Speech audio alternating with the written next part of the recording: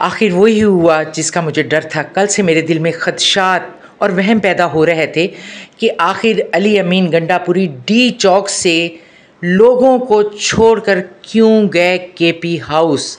लेकिन उसके बाद शोर मच गया जी, उन पे पता नहीं तशद्दुद हो रहा है, उन्हें गायब कर दिया गया है, उन्हें हब्से बेजा में रखा जा रहा है।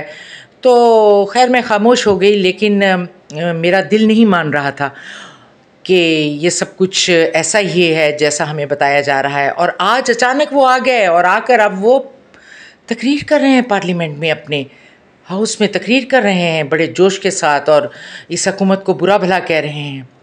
क्या इमरान खान और बाकी लोग ये बातें मान लेंगे?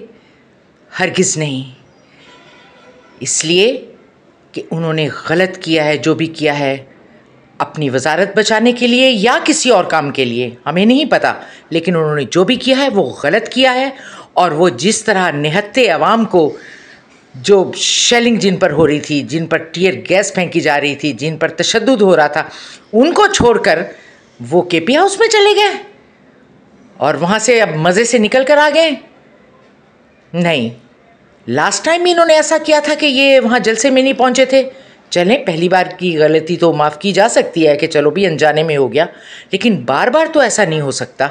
अब इमरान खान को भी इनके बारे में सोचना होगा, क्योंकि इन्होंने जो गलती की है उसे माफ़ नहीं किया जा सकता। अली अमीन गंडापुर, तुम पर इमरान खान ने कितना एतबार किया था, तुम्हें अपने सूबे की वजारत आला सौंपी, तुम्हें अपने लश्कर का सिपा सालार बनाया, और तुमने उसके साथ ये किया। तुम्हें एक बार भी ख्याल नहीं आया कि वो शख्स 1.5 साल से आवाम के लिए जेल की सोबतें बर्दाश्त कर रहा है। तुम्हें उसके साथ ऐसा नहीं करना चाहिए था। काश तुमने एक बार सोचा होता।